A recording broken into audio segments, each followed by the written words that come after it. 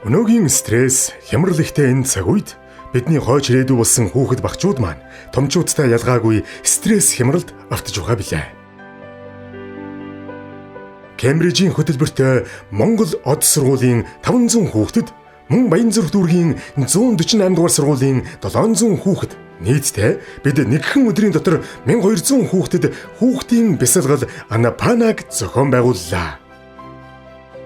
Ер нь энэ бясалгалыг ер нь анхаарал төвлөрүүлэх энэ маш чухал хэрэгтэй юм байна гэдгийг маш олон орнуудад бол зэрэг туршаад хэрэгжүүлээд явж байна. Тухайлбал Экберта улсад ч гэсэн энэ mindfulness гэдгээд сургалтын байгууллагуудаа бас тодорхой хэмжээгээр хэрэгжүүлж байна. Тэгэхээр Монгол оронд бясалгал буюу энэ анхаарал төвлөрүүлдэг ялангуяа энэ сурагчдад бол эхний шатныхан дээр анхаарал төвлөрүүлдэг энэ дасгалыг хийж сургах, ингэснээрээ тэр хүүхдүүд өөрсдийгөө удирддаг болох, цаашдаа анхаарал төвлөрүүлснээрээ сургалтын чанарт нь сайжрах энэ мэт ийм үр дүнтэй арга хэмжээг бол энэ туршаад явж байгаа юм байна.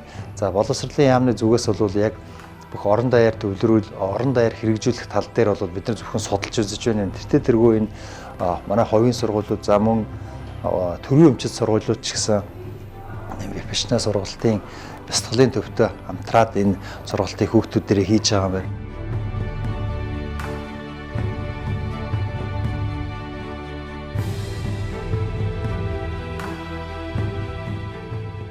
Тус сургууль одоо бүх хүүхдүүдэд бясалгалд хамруулад өдөрт хичээл эхлэх, мөн дуусахад 10 минут бясалгалыг тогтмол хийлгэх ажлыг хэвшүүлээд 5 сарын сүүлээр бүх хүүхдүүдээс судалгаа авч энэхүү бясалгал хүүхдийн сэтгэл санаанд, сурлаганд нь хэрхэн эерэг нөлөө үзүүлж байгааг судалгаагаар тогтоон гаргаж дүнг боловсролын яамд хүргүүлэх юм.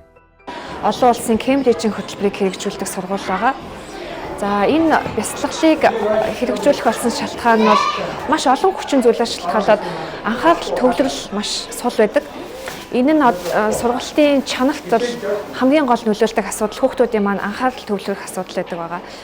Энийг шийдэх ямар галц гаргалгаа боломж байна вэ гэд судлаад үзэхээр бол бясалгал маш үр дүнтэй байдаг.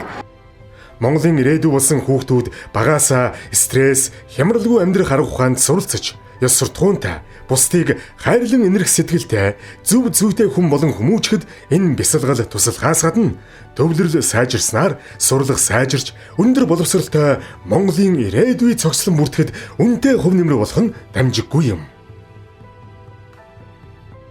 Бясалгал хийхээр нэг арай өөрөөр төсөл завилж байдал сууж гэж зөөр сандал дээрээ суугаад хавран дээрээ төвлөрөхөд л болох юм. Тэгэл төвлөрөөд яачих хэцүүлтэй гайгүй төвлөрөхөд амархан болоод амар тайван санагдсан. Тэдээс гоё амар амарласан. Ингээд өдөрт ер нь бол 10 минутаар бол нэг 2 удаа хийхэд бол дайггүй санагдсан. 2 ч юм уу 3 удаа би өдөр алга хиймээр санагдсан. илүү анхааралтай болгодог. Ер нь бол их гоё мэдрэмжийг авсан. Тэгээд бас ирээдүйд бас өөрийнхөө амьдралдаа, өдөр тутмын амьдралдаа бясалгалыг оруулж явсан бодох тийм төвсөн. Анапана бясалгал нь ер нь бол хүнийг ингэж төвлөрүүлэхэд аюу тусалдаг гэх юм уу. Тэгээ ер нь бол сурахын ер нь гол суурь нь бол төвлөрөх гэж би ер нь хувьдаа боддог. Тэгэхээр энэ хүү бясалгал нь надад аюу хэрэгтэй хичээл болсон гэж бодож байна.